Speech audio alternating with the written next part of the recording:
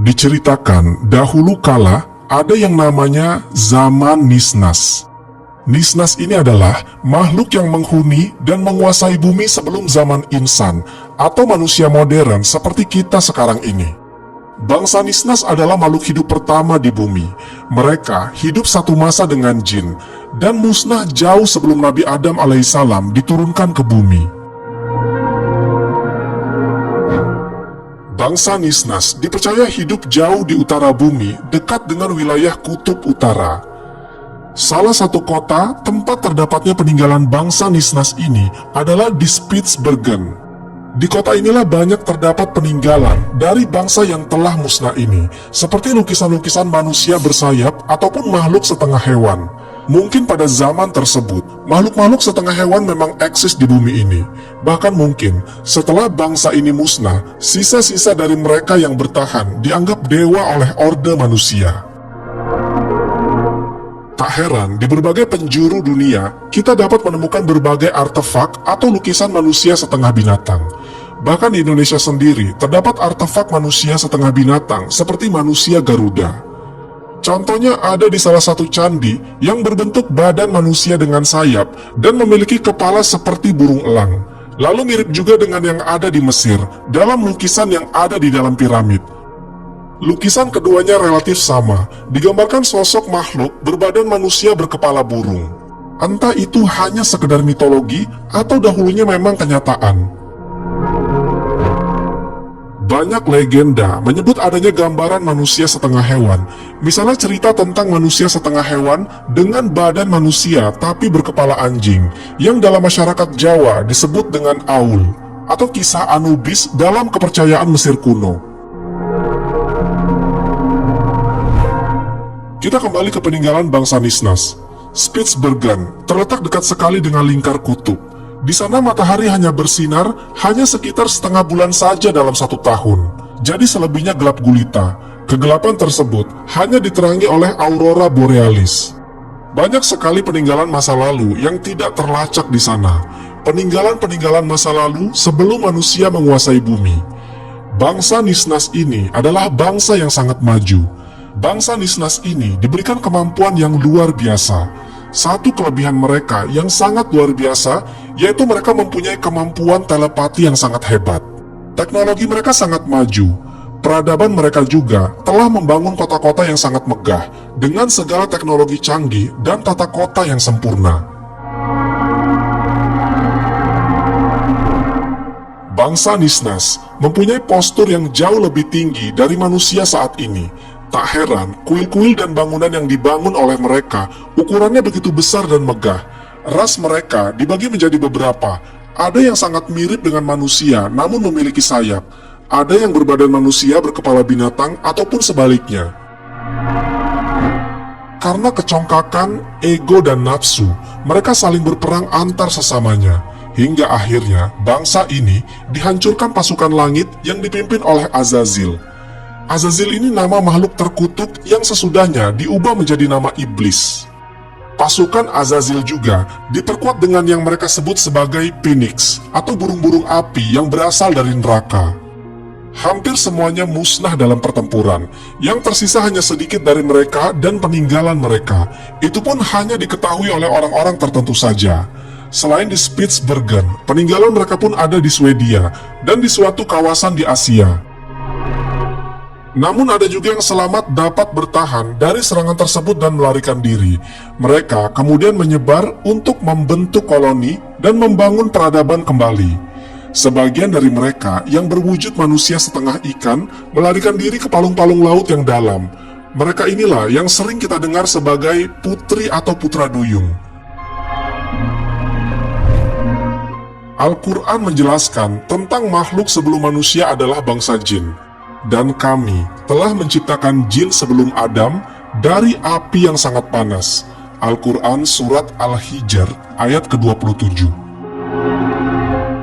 Dan manusia tidak diciptakan di bumi, tapi yang diturunkan di bumi, serta ditunjuk dan diangkat oleh Allah Subhanahu wa Ta'ala sebagai khalifah atau pengganti atau penerus di muka bumi, atau sebagai makhluk pengganti yang tentunya ada makhluk lain yang diganti.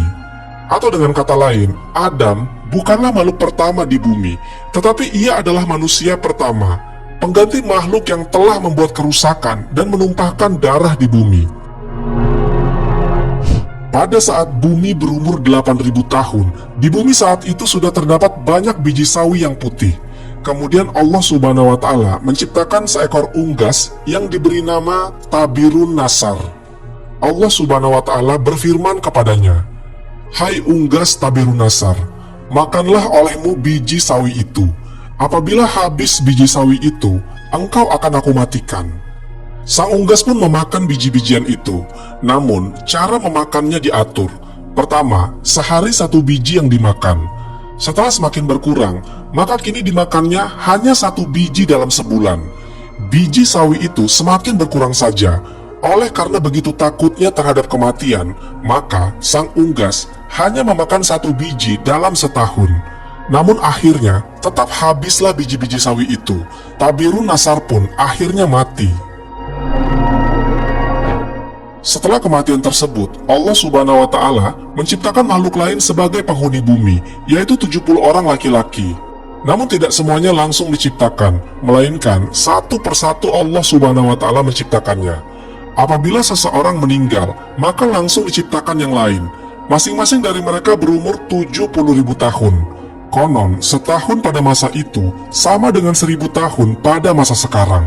Tatkala telah mati 70 lelaki itu, kemudian Allah Subhanahu wa Ta'ala menciptakan jin. Dan Dia menciptakan jin dari nyala api.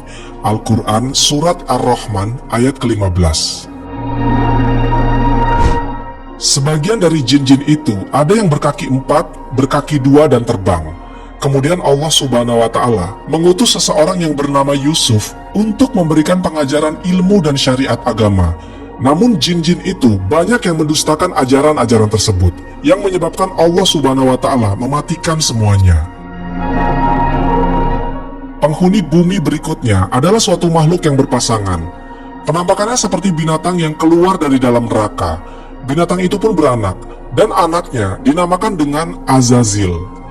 Setelah cukup besar, Azazil mulai melakukan peribadatan kepada Allah Subhanahu wa Ta'ala 1000 tahun lamanya. Setelah itu, Allah Subhanahu wa Ta'ala mengangkatnya ke langit pertama. Selama 1000 tahun di sini pun ia tekun beribadah. Allah Subhanahu wa Ta'ala menganugerahkannya sayap yang terbuat dari manikam yang hijau. Dengan izinnya, maka terbanglah ia ke langit kedua. 1000 tahun lamanya pula ia beribadah. Demikianlah, pada tiap-tiap lapisan langit, ia beribadah selama 1000 tahun lamanya, hingga ke lapisan langit ketujuh. Sementara itu, di bumi saat itu sudah ada penghuni lainnya, yaitu bangsa jin yang bernama Janna. 70.000 tahun lamanya hingga lahir anak cucunya. Kata ahli tafsir lain mengatakan, mereka hidup selama 18.000 tahun mendiami bumi, yang kemudian menjadi sombong dan kufur. Allah Subhanahu wa Ta'ala pun mematikan Janna. Sebagai gantinya adalah yang bernama Banunal Janna. Ia mendiami bumi selama 18.000 tahun lamanya. Ia juga dimatikan oleh Allah Subhanahu wa Ta'ala. Sementara itu, di atas langit sana, Azazil bersama para malaikat masih khusyuk beribadah. Azazil menjadi pemimpin para malaikat selama 70.000 tahun lamanya dalam beribadah. Hingga pada suatu waktu, Azazil mengajukan suatu permohonan kepada Allah Subhanahu wa Ta'ala. Katanya, "Ya Tuhanku, 7.000 tahun sudah hambamu ini berbuat kebaikan kepadamu dalam 7 lapis langit ini. Jikalau dianugerahkan olehmu, hambamu mohon hendak turun ke bawah ke langit ke-6, berbuat kebaikan kepadamu. Pergilah engkau," tegas Allah Subhanahu wa Ta'ala. Turunlah Azazil bersama 700 malaikat pengiringnya ke langit ke-6. Setelah merasa cukup, ia pun memohon izin lagi kepada Allah Subhanahu wa Ta'ala agar diturunkan ke langit ke-5. Di langit ke-5 pun, ia memohon diturunkan ke langit yang di bawahnya, dan demikian seterusnya hingga sampailah mereka di langit dunia. Di langit dunia, Azazil mengajukan suatu permohonan pula. "Ya Tuhanku, hambamu hendak memohon turun ke bumi dengan para malaikat, bahwasanya hambamu hendak beribadah kepadamu di bumi itu. Ya Tuhanku, betapa Bananul Janna telah banyak berbuat kerusakan di muka bumi. anugerahkanlah atas hambamu ini bersama para malaikat berbuat kebaikan kehadiratmu di muka bumi itu. Allah Subhanahu wa Ta'ala pun mengabulkan permohonan Azazil itu. Diturunkanlah ia bersama 700 malaikat yang mengiringnya untuk beribadah di bumi. Setelah sebelumnya Bananul Jannah dimatikan karena banyak berbuat kerusakan. Memasuki 8.000 tahun waktu peribadatan, Azazil mengungkapkan hatinya bahwa di muka bumi inilah ia begitu betahnya, dan tidak ada tempat lain yang membuatnya demikian betah, dan memohon agar selamanya ia berada di muka bumi untuk berbakti kepada Allah Subhanahu wa Ta'ala. Akan tetapi, Allah Subhanahu wa Ta'ala berkehendak lain dan menurunkan suatu keterangan kepada Azazil. Firman Allah Subhanahu wa Ta'ala, "Ingatlah ketika Tuhanmu berfirman kepada para malaikat, sesungguhnya Aku hendak menjadikan khalifah di muka bumi." Al-Quran Surat Al-Baqarah ayat ke-30. Mendengar firman tersebut, Azazil menjadi berduka disebabkan dengkinya. Mereka pun bertanya kepada Allah Subhanahu wa Ta'ala mengenai siapa yang akan menjadi khalifah itu. "Adam namanya," jawab Allah Subhanahu wa Ta'ala. Mereka bertanya tentang hikmat ketetapan Allah Subhanahu wa Ta'ala itu dengan berkata, "Adakah engkau, ya Tuhan kami, hendaklah menjadikan di bumi itu manusia yang akan membuat bencana dan menumpahkan darah? Padahal kami senantiasa bertasbih dengan memujimu dan mensucikanmu." Allah Subhanahu wa Ta'ala berfirman, "Sesungguhnya aku mengetahui akan apa yang kamu tidak mengetahuinya." Al-Quran Surat Al-Baqarah ayat ke-30. Setelah beberapa waktu, Allah Subhanahu wa Ta'ala memerintah malaikat dan sebagainya untuk bersujud pada Nabi Adam. Semuanya bersujud. Yang pertama bersujud adalah malaikat Jibril, Mikail, Israfil, Ridwan dan seterusnya, kecuali Azazil. Dalam kitab tafsir Sawi Juz 3 halaman 341, mereka bersujud pada Nabi Adam di hari Jumat dari waktu zuhur sampai asar. Namun Azazil sampai matahari terbenam masih belum juga sujud. Bahkan hingga hari Sabtu paginya, saat matahari terbit, Azazil masih belum sujud. Allah Subhanahu wa Ta'ala kemudian menegur Azazil, "Sesungguhnya kami telah menciptakan kamu, lalu kami bentuk tubuhmu, kemudian kami katakan kepada para malaikat, bersujudlah kamu kepada Adam. Maka mereka pun bersujud kecuali iblis. Dia tidak termasuk mereka yang bersujud." Al-Quran Surat Al-A'raf ayat ke-11-18. Allah Subhanahu wa Ta'ala berfirman, "Apakah yang menghalangimu untuk bersujud kepada Adam di waktu aku menyuruhmu?" Iblis menjawab, "Aku lebih baik daripadanya. Engkau ciptakan aku dari api, sedangkan dia engkau ciptakan dari tanah." Allah Subhanahu wa Ta'ala berfirman, "Turunlah kamu dari sorga itu, karena kamu tidak sepatutnya menyombongkan diri di dalamnya. Keluarlah, sesungguhnya kamu termasuk makhluk-makhluk yang hina." Iblis menjawab, "Beri tangguhkan aku sampai waktu mereka dibangkitkan." Allah Subhanahu wa Ta'ala berfirman, "Sesungguhnya kamu termasuk mereka yang diberi tangguh." Iblis menjawab, "Karena engkau telah menghukum aku tersesat, aku benar-benar akan menghalang-halangi mereka dari jalan engkau yang lurus. Kemudian aku akan mendatangi mereka dari muka dan dari belakang mereka, dari kanan dan dari kiri mereka, dan engkau tidak akan mendapati kebanyakan mereka bersyukur." Allah Subhanahu wa Ta'ala berfirman, "Keluarlah kamu dari sorga itu sebagai yang terhina lagi terusir. Sesungguhnya barang siapa di antara mereka mengikuti kamu, benar-benar aku akan mengisi neraka jahanam dengan kamu semuanya." Hari Sabtu berikutnya, iblis dikeluarkan atau diusir dari sorga, menempati wilayah bumi, langit dan sebagainya selain surga. Maka kami berkata, "Hai Adam, sesungguhnya ini adalah musuh bagimu dan bagi istrimu. Maka sekali-kali janganlah sampai ia mengeluarkan kamu berdua dari surga, yang menyebabkan kamu menjadi celaka. Sesungguhnya kamu tidak akan kelaparan di dalamnya dan tidak akan telanjang.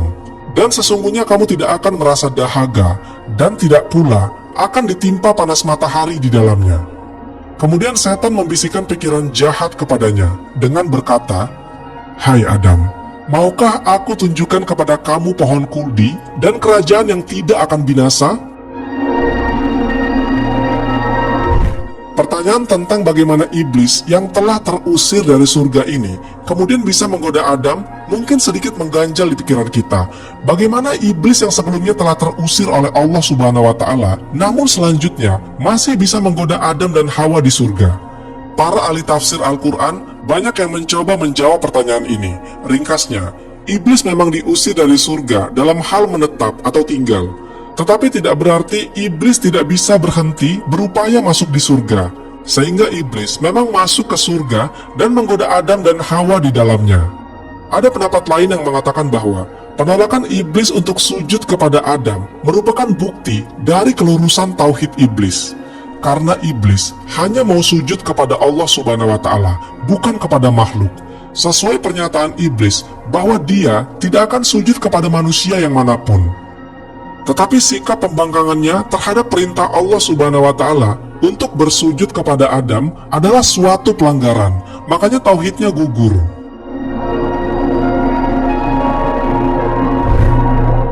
Kisah ini memang terdengar agak janggal, namun ternukil di beberapa kitab para ahli tafsir yang kemungkinan bersumber dari riwayat Israiliyat.